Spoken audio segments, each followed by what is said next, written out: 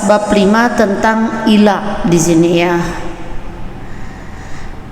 Secara bahasa, kata ila dalam bahasa Arab itu secara umum berarti sumpah secara mutlak.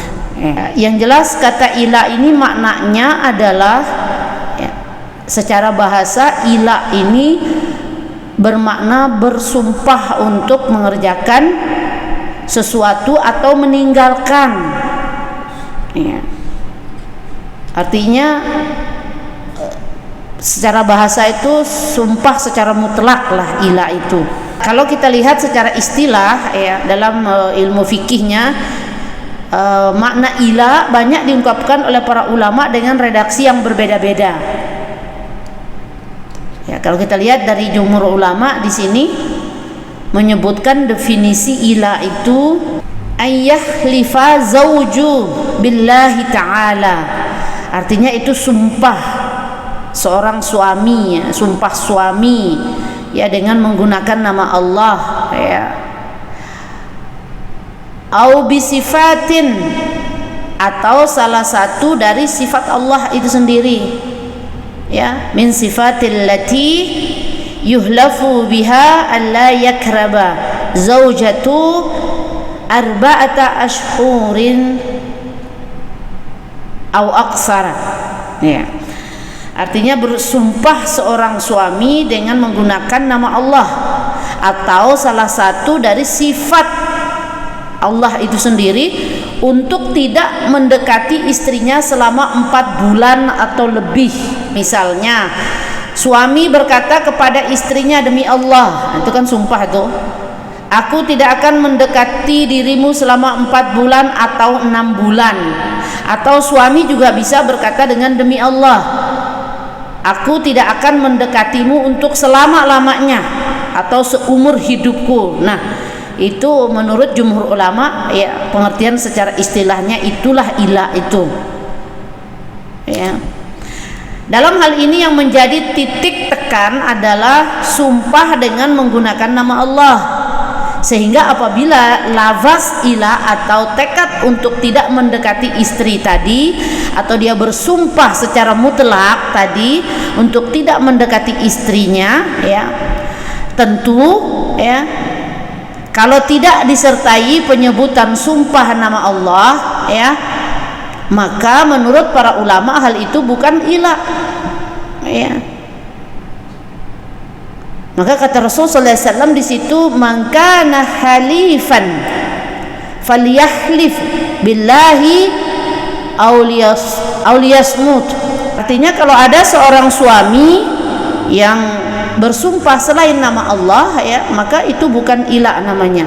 Karena kata Rasulullah SAW, siapa yang bersumpah maka bersumpahlah dengan nama Allah atau dia diam saja. Itu menurut jumhur ulama. Tapi kalau menurut madhab Hanafi, definisi ila dalam versi madhab Hanafi ada tambahannya, yaitu termasuk di dalam ila atau sumpah apabila kembali mendekati istri, maka suami harus mengerjakan sesuatu yang sifatnya memberatkan. Aku mensyaratkan untuk kembali mendekatinya dengan syarat-syarat yang memberatkan dirinya. Maksudnya memberatkan si suami gitu ya.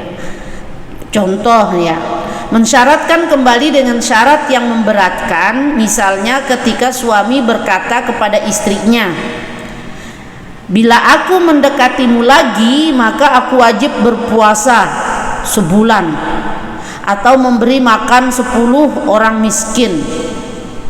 Dan bila syaratnya tidak memberatkan, maka menurut madhab Hanafi hal itu bukan termasuk ila. Maknanya di situ tuh begini, kan bersumpah itu harus atas nama Allah di situ. Maknanya ila itu sumpah mutlak ya, atas nama Allah kan begitu ya. Maka kalau dia bersumpah selain atas nama Allah berarti tidak termasuk dalam ila itu. Namun di dalam mazhab Hanafi sedikit ada tambahan. Maksudnya tambahan itu setelah dia bersumpah ya, demi Allah aku tidak akan mendekatimu ya selama sekian lama gitu kan ya, maka aku wajib berpuasa sebulan atau memberi makan 10 orang fakir miskin, tambahannya gitu ya. Dan itu kan lumayan berat itu, mensyaratkan dirinya seorang suami ini, ya. Karena kalau tidak memberatkan, menurut madhab Hanafi itu bukan ila, ya. Misalnya dia cari yang ringan gitu ya. Contohnya, suami ini bersumpah bahwa kalau dirinya kembali mendekati istrinya, dia harus mengerjakan sholat sunnah 2 rakaat, gitu kan ya. Itu kan tidak memberatkan. Ini tidak termasuk ila. Karena sholat sunnah 2 rakaat bukan beban pekerjaan yang memberatkan, sebagaimana ya seseorang berpuasa nanti berturut-turut selama sebulan penuh, gitu ya. Maka pendapat mazhab Hanafi ini disepakati oleh sebagian ulama seperti mazhab Syafi'iyah dalam qaul jadidnya, dan juga sebagian pendapat dari Imam Ahmad, ya. Namun secara resmi mazhab Hambali sendiri justru tidak menyetujui bahwa persyaratan beban di atas sebagai ila, katanya, ya. Intinya di dalam lafaz ila itu harus ada unsur sumpah dengan menggunakan nama Allah. Itu saja, ya, yang menjadi syaratnya bahwa itu adalah ila. Maka dia harus bersumpah atas nama Allah. Walaupun ada tambahan seperti dalam mazhab Hanafi itu, yaitu akan syarat, dan syarat itu harus memberatkan, bukan yang meringankan. Sehingga kalau tekad untuk tidak mendekati istrinya diucap tanpa ada unsur sumpah dengan nama Allah, maka secara hukum bukan ila. Jadi selain definisi itu juga, ya, kita menemukan banyak penjelasan dari para ulama tentang apa yang dimaksud dengan ila, ya. Di antaranya misalnya dari Ibnu Abbas sendiri, ila itu berarti sumpah untuk tidak mencampuri istrinya selamanya. Nah, namun di sini menurut Atta, ila berarti sumpah dengan nama Allah untuk tidak mencampuri istri selama 4 bulan atau lebih. Nah, di sini ada ketentuan waktunya gitu. Ada ketentuan waktu, tidak disebutkan seumur hidup, tapi diberi batasan ini. 4 bulan, demi Allah 4 bulan aku tidak akan sentuh kamu, gitu kan, misal contoh gitu ya. Jika tidak diiringi dengan sumpah, maka bukan disebut sebagai ila. Atau pernah ditanya mengenai seorang yang bersumpah untuk tidak mendekati istrinya selama 1 bulan, dan ternyata dia tidak mendekati selama 5 bulan. Maka ia pun menjawab yang demikian itu bukan termasuk ila, karena nggak sesuai dengan ucapannya. Memang betul dia katakan, demi Allah, ya, aku tidak menggaulimu selama 1 bulan, tapi ternyata molor sampai 5 bulan, ya, nggak sesuai dengan sumpahnya. Maka itu tidak termasuk ila menurut Atta. Kalau menurut Asy-Sya'bi, segala macam sumpah yang memisahkan antara suami dan istrinya, maka hal itu termasuk ila, katanya. Hasan Al-Basri, jika seorang suami berkata, demi Allah, aku tidak akan mendekati istriku selama semalam, kemudian ia meninggalkannya selama 4 bulan, dan itu dimaksudkan sebagai sumpahnya, maka hal itu termasuk sebagai ila. Agak sedikit berbeda dengan Atta tadi di atas, ya. Jika lebih dan 4 bulan sebagaimana difirmankan Allah Azza wa Jal, maka berarti ia bermaksud mentolaknya menurut Atta itu, ya. Itulah definisinya, ya, definisi dari ila itu sendiri, ya, baik itu secara bahasa maupun secara istilah yang memang kita temukan berbeda-beda di kalangan para ulama kita, ya. Pendapat dari jumhur ulama ataupun pendapat dari mazhab Hanafi sendiri dan pendapat dari ulama-ulama yang lain, ya. Baik, kita lihat dari masru'iyahnya, ya, dalil tentang ila ini sendiri seperti apa. Ternyata ila itu sudah ada sejak zaman jahiliyah, ya. Praktek ila dan juga zihar bukanlah sesuatu yang baru dalam syariat Islam, sebab jauh sebelum syariat Islam menurunkan ketetapan dan ketentuannya, bangsa Arab jahiliyah sudah mempraktekkan ini tentang ila ini ataupun zihar itu, ya. Namun wujud lebih merupakan penzaliman terhadap istri, praktek ila di masa jahiliyah, ya. Berbeda dengan zaman sekarang yang sejak turunnya datangnya syariat Nabi Muhammad SAW, ya. Jadi di masa jahiliyah itu ila ini lebih kepada penzaliman terhadap istri dan merupakan hukuman suami atas istrinya, yaitu dengan melakukan sumpah untuk tidak mendekati istrinya, dalam arti tidak memberi hak jima kepada istrinya dengan cara bersumpah, ya, sampai batas waktu yang dia tidak tentukan, ya, tidak ditentukan gitu, bahkan bisa jadi selama-lamanya. Sementara suami tetap bisa melampiaskan hasrat seksualnya kepada istrinya yang lain, ya, mungkin yang kasusnya poligami kan, atau bahkan kepada budak wanitanya. Sedangkan istri akan tentu berat menjalani hal ini karena terutama dalam kebutuhan hasratnya nanti dan kebutuhan seksualnya, ya, dengan adanya ila ini. Artinya si suaminya enak dong, apalagi kalau dia punya istri lebih dari satu kan. Maksudnya dia enak kalau diila istri yang satu, dia bisa datang ke istrinya yang kedua, yang ketiga, yang keempat gitu, ya. Jadi ini bentuk penzaliman, ya, terhadap istri, ya. Kalau kita lihat bentuk ila di zaman dulu gitu, ya, praktek ila itu sendiri zaman jahiliyah itu gitu, ya.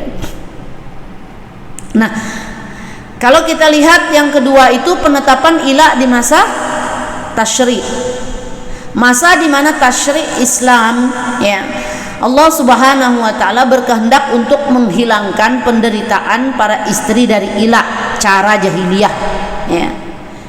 Caranya bukan dengan menghapus ila itu sendiri, ya, syariat ila itu tidak dihapus, namun dengan memberikan batasan maksimal dibolehkannya ila ini, yaitu hingga 4 bulan lamanya, ya.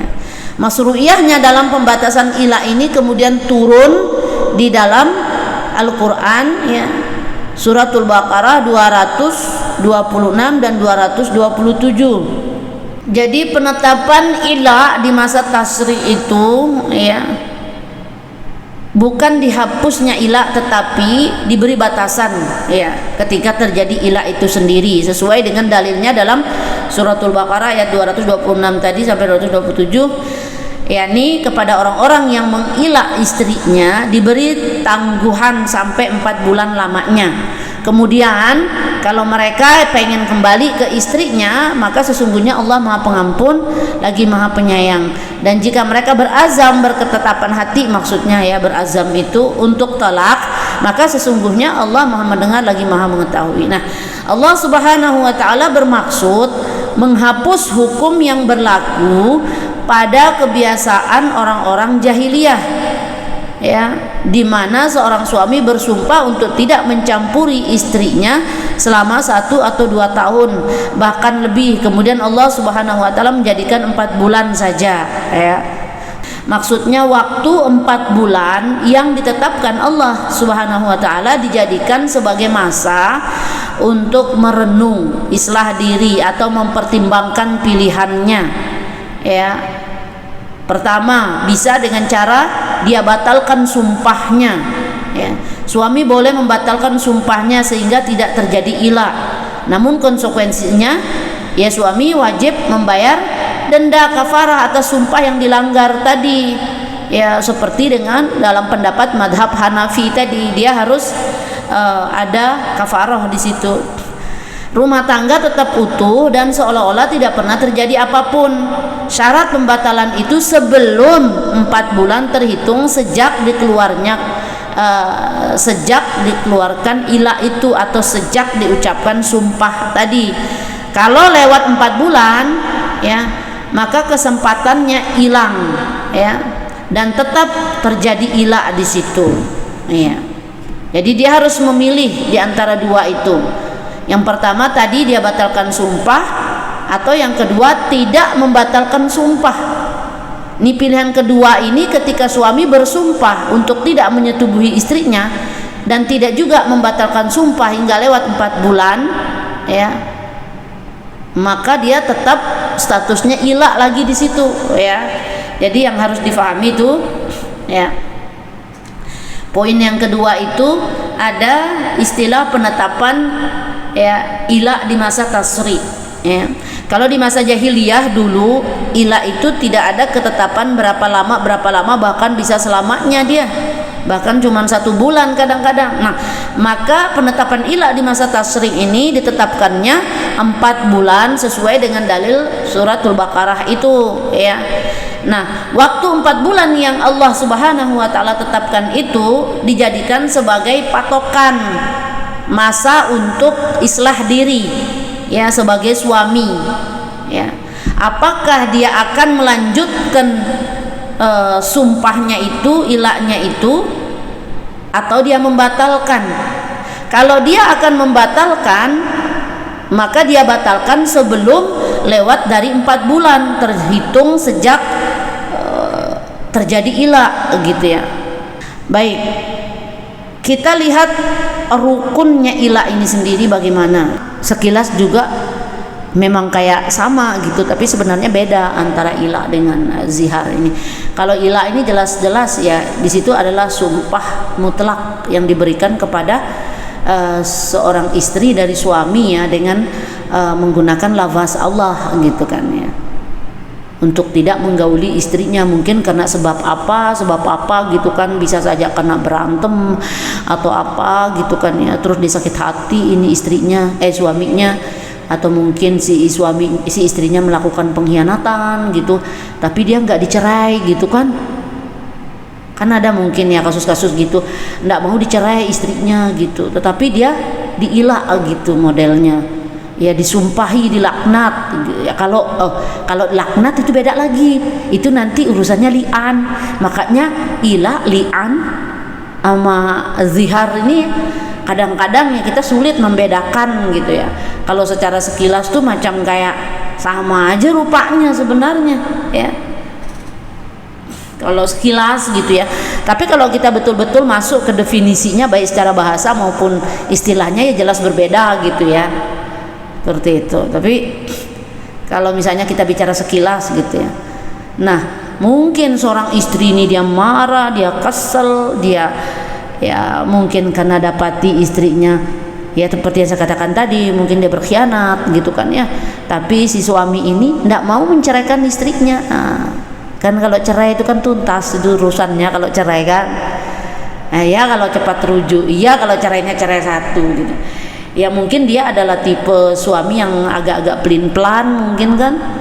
Jadi untuk melampiaskan sakit hatinya itu bisa saja dia ucapkan ilah tadi, sumpah demi Allah nggak akan kugauli kamu. Nah, kalau zaman jahiliyahnya bisa saja nanti 10 tahun 20 tahun nggak digauli gitu kan, ya. Nah, jadi keenakan dia jadi laki gitu kan. Kalau sudah diilah istrinya zaman jahiliyah itu 10 tahun, ya, dia mah enak, dia ada istrinya yang satu, ya, dia datang ke istrinya yang lain, yang istrinya yang kedua atau ketiga gitu, untuk urusan biologisnya, karena istri pertamanya sudah diilah gitu, selama 10 tahun aku tidak akan gauli kamu misalnya gitu kan. Nah, itu zaman jahiliyah gitu, karena tidak ada ketetapan berapa lamanya gitu kan. Kalau di masa tasri itu istilahnya sudah ada perubahan di situ dengan turunnya ayat suratul Baqarah 226 227 itu, ada ketentuan kalau mau mengilah istri itu, ya, ilahlah 4 bulan aja gitu, ya. Mungkin seperti tadi kasusnya, ya, dia tidak mau ceraikan bininya tapi disumpahin lah, bahasa kasarnya gitu, ya, disumpahin bininya, sumpah nggak bakal kugauli, sumpah demi Allah nggak bakal kugauli kamu selama 4 bulan. Nah, selama 4 bulan itu kali-kali dia berpikir lain gitu kan, ya, pas mau mendekati 4 bulan gitu, oh, udahlah, nggak mau aku, nggak mau batalkan gitu kan, nggak mau batalin ilaknya itu, biarin aja gitu, biarkan aja. Akhirnya dia teruskan lagi ilaknya, bisa saja mungkin dia tambah, ya bisa saja sampai 8 bulan lagi gitu kan, ditambah lagi 4 bulan gitu kan. Nah, atau mungkin dia mau, mungkin kalau di bulan kedua atau di bulan pertama masuk bulan kedua mungkin ya ternyata faktanya tidak berkhianat, tidak berselingkuh istrinya ini gitu ya, ternyata orang fitnah gitu, tapi sudah terlanjur dia ilah istrinya. Maka dia ingin mencabut ilaknya itu gitu loh. Bisa-bisa saja, karena toh juga belum sampai ke 4 bulan tadi, masih di bulan kedua gitu kan. Tiba-tiba mungkin ada orang yang mengatakan bahwa itu fitnah, atau si suaminya menemukan bukti bahwa itu hanya fitnah saja, tapi karena emosinya si suami tadi terlanjur mengilah istrinya gitu kan ya. Nah akhirnya karena mungkin baru masuk bulan kedua atau bulan ketiga atau menjelang bulan keempat gitu kan, 4 bulan tuh, tiba-tiba dia baru sadar bahwa ternyata istrinya itu difitnah gitu, dan itu semua nggak benar, dan dia menemukan bukti bahwa istrinya tidak melakukan itu, tapi sudah terlanjur diilah itu. Maka dia boleh membatalkan ilah itu dengan syarat dia bayar kafaroh gitu ya. Bisa dipahami pelan-pelan ya, karena nanti juga ada pembahasan tentang apa namanya, zihar juga ya. Ini urusan zihar, terus urusan li'an lagi. Itu yang dekat banget itu pembahasannya, sama dengan ketika kita bahas tentang talak, khulu, fasah ya. Coba talak, khulu, fasah ya kan, ketika kita bahas 3 bab itu kan agak-agak lah ya, kita tuh kayak ini mirip-mirip, ini sama-sama gimana sih, mana tolak mana fasah ini gitu kan.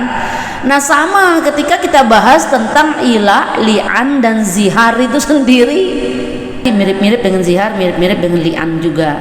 Sebagaimana kita bahas tentang tolak, mirip-mirip dengan fasah, mirip-mirip dengan khulu gitu ya. Baik, sekarang kita lihat tentang rukun daripada ilah ini sendiri. Setidaknya ada 4 rukun ilah ya, yaitu tentang suami, lalu nanti ada kaitan dengan Allah, ada kaitan dengan jima, dan durasinya.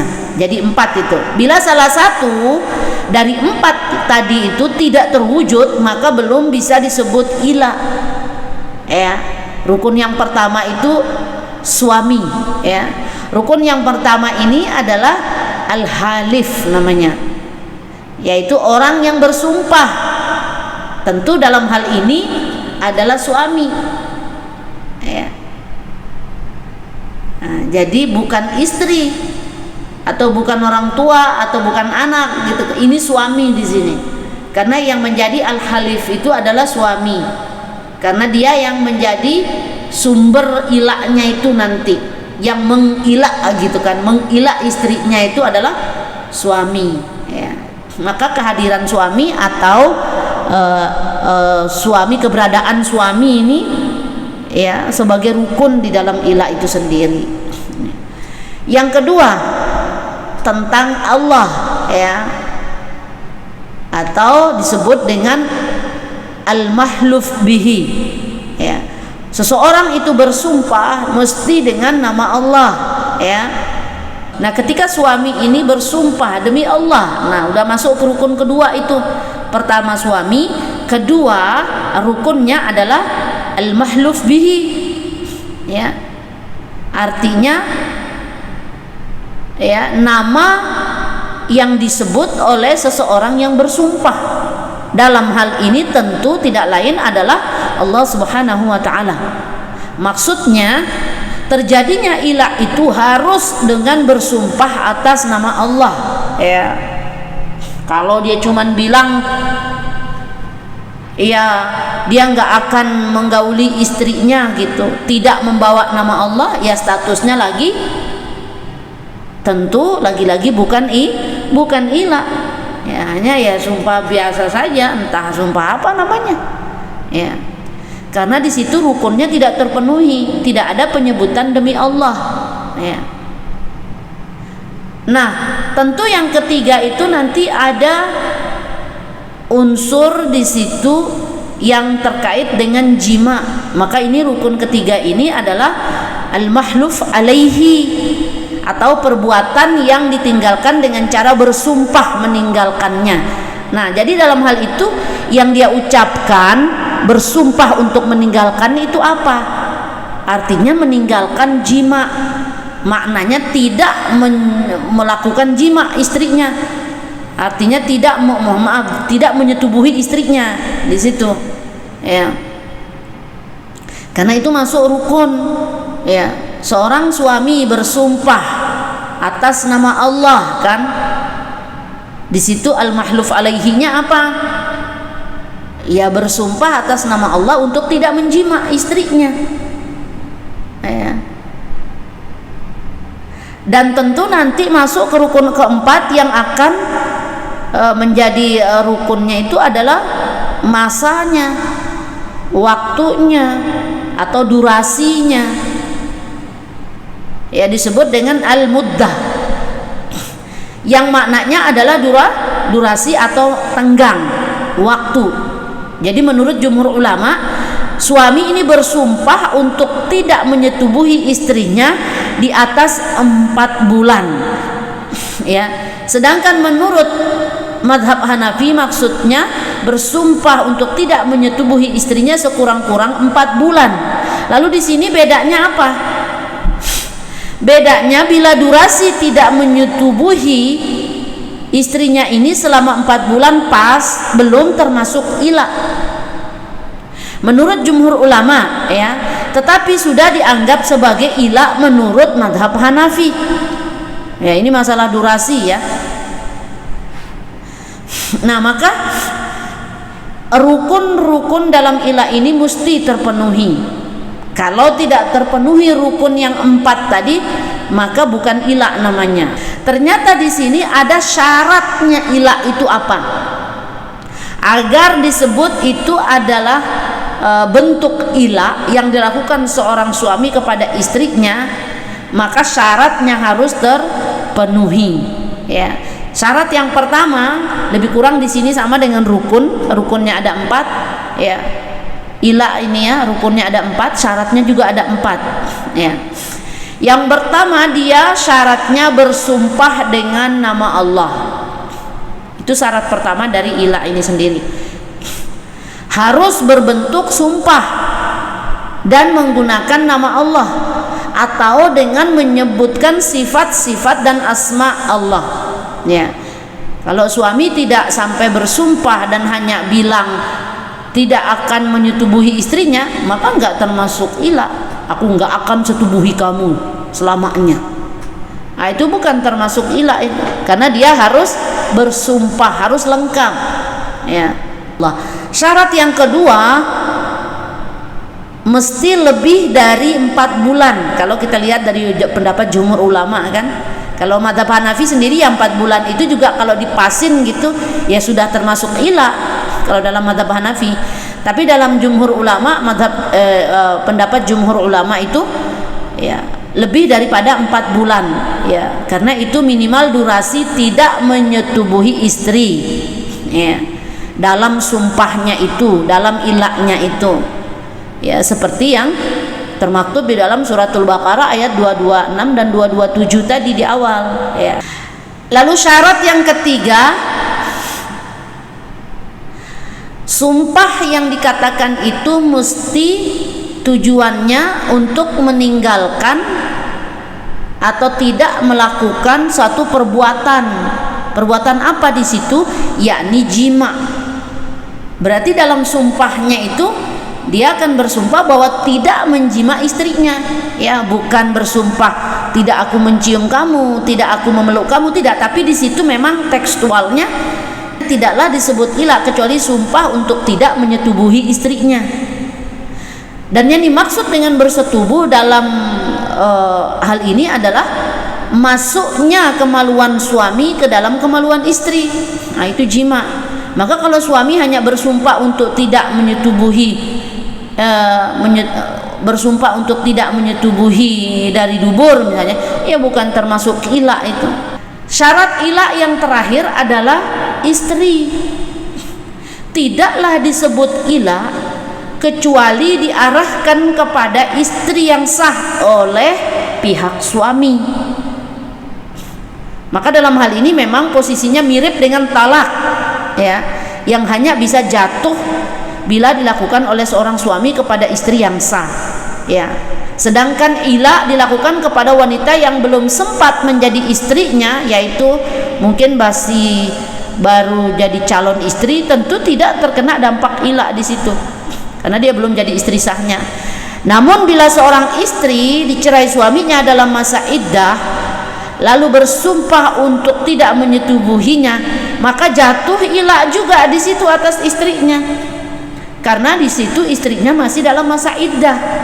Kita lanjut ke bagian E, hikmahnya disyariatkan ila ini. Meski praktek ila di masa jahiliyah merupakan perbuatan yang tidak dibenarkan karena merupakan bentuk penyiksaan kepada istri saat itu, masa jahiliyah itu, ya, berbeda ketika sudah masuk di masa tasyri', ya. Praktek ila itu tidak benar-benar 100% dihilangkan atau dilarang, tetapi ya dibuat aturan gitu, ya, agar tidak sembarangan seorang suami menggila istrinya, ya. Syariat Islam datang tidak dengan serta-merta menghapus praktek ila itu secara total, ya. Namun hanya mengubah saja beberapa ketentuan yang ada di dalam ila itu sendiri, ya, terutama yang berlaku di masa jahiliyah saat itu gitu, ya. Nah, khususnya dalam hal ini memberikan batasan maksimal, ya, maksimal 4 bulan penangguhan, ya. Dari yang awalnya tanpa batas atau bisa selamanya. Tanpa batas itu kalau masa jahiliyah itu bahkan bisa jatuh selama-lamanya ilahnya itu, ya. Tapi ketika di masa tasyri', ya, tidak diubahnya secara 100%, tetapi dibuat satu perubahan gitu, ya, dengan beberapa ketentuan, ya. Terutama dalam batasan maksimalnya itu diberikan ketentuan. Yang awalnya tanpa batas, ya, atau selama-lamanya dulu masa jahiliyah, ya, maka diberikan batas sampai 4 bulan. Lalu kenapa ila tidak dihapus secara total atau dilarang saja secara mutlak? Karena tentu ada hikmah di balik itu. Yang pertama, ada unsur tujuan untuk mendidik istri. Itu hikmah di balik ila itu.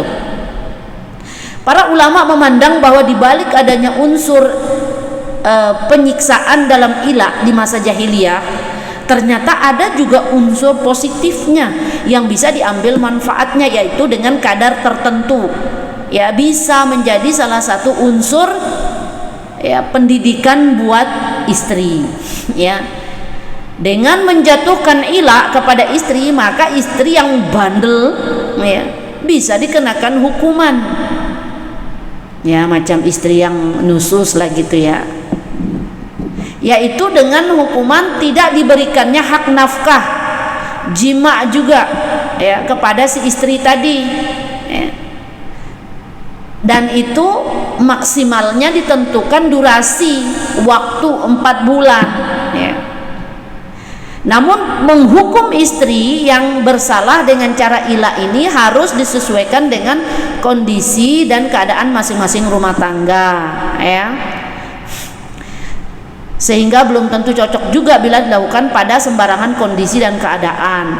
Ya, kalau orang Arab jahiliyah dulu mudah saja menjatuhkan ila kepada istrinya, ya, karena memang mereka rata-rata punya istri banyak.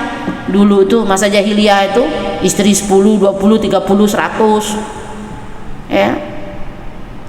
Maka dulu itu kalau satu istri dihukum dengan tidak akan digauli gitu kan, diila dia kan, si suami tenang-tenang baik, karena toh juga si suami nanti bisa menyalurkan kebutuhan biologisnya ke istri yang nomor 2, nomor 3 gitu kan, karena toh juga masih banyak stok istrinya yang mereka miliki. Nah, itu di masa jahiliyah seperti itu, ya.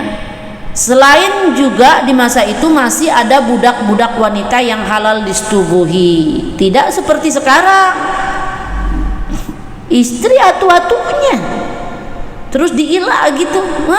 Bisa saja nanti dia sendiri jadi suami yang rugi. Kenapa? Ini karena dia suami itu juga ada kebutuhan biologisnya. Istri mungkin masih bisa nahan sebulan, 2 bulan, 3 bulan, 4 bulan masih bisa nahan bini.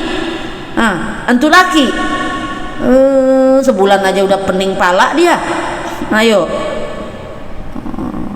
Jadi itulah maksudnya itu di zaman sekarang ya, artinya sejak masa tasyrik ya, praktek ila ini memang tidak dihapus benar-benar sampai 100% dihapus gitu ya, tapi diubah aturannya saja sedikit gitu ya. Ya tentu memang ada hikmah di balik itu semua. Nah, hikmah yang kedua, kenapa ila ini tidak dihapus secara total atau dilarang saja secara mutlak gitu kan? Karena bisa jadi senjata makan tuan ya. Rata-rata bangsa kita yang umumnya para suami hanya memiliki 1 istri ya, salah-salah menerapkan hukum ila kepada istri malah bisa jadi bumerang ya, senjata makan tuan nih. Kebutuhan mendapatkan penyaluran hasrat seksual bukan semata-mata kebutuhan istri, tapi juga kebutuhan suami. Alih-alih menghukum istri dengan sumpah tidak menggaulinya selama 4 bulan ya, kalau tidak tepat sasaran dan perhitungan ila ini, keadaan justru malah berbalik sehingga si suaminya yang tersiksa tidak bisa menyalurkan hasratnya ya kepada istri. Inilah yang disebut dengan senjata makan tuan itu. Karena memang sekarang ini istri cuman 1. Nah, beda sama zaman dulu mah. Ya enggak? Zaman jahiliyah, jangan disamakan zaman jahiliyah zaman sekarang. Dulu juga walaupun bini sedikit ada masih budaknya. Kalau sekarang kan tak berlaku begitu, ya. Nah, jadi bisa jadi senjata makan tuan ya. Istri bisa nahan 3 bulan, 4 bulan ya. Nah, bini lakinya sebulan dah oleng pala tuh. Nah, hikmah yang ketiga, suami tidak boleh sewenang-wenang. Hikmah lain daripada konsep ila ini sendiri adalah merupakan pelajaran yang bagi suami juga, bahwa suami tidak boleh bersikap sewenang-wenang dan seenaknya ya dalam urusan hubungan pernikahan dengan istrinya ya. Yang terakhir adalah tentang jenis talak yang jatuh karena ila. Yang pertama, talak ba'inuna ya, atau talak ba'in. Menurut Abu Hanifah, talak yang terjadi karena ila merupakan talak ba'in. Karena jika talak itu raj'i, maka dimungkinkan bagi suami untuk memaksa rujuk ya, sebab hal ini merupakan haknya. Dan demikian itu menghilangkan kepentingan istri, di mana si istri tidak dapat menghindarkan diri dari bahaya. Yang kedua, talak raj'i.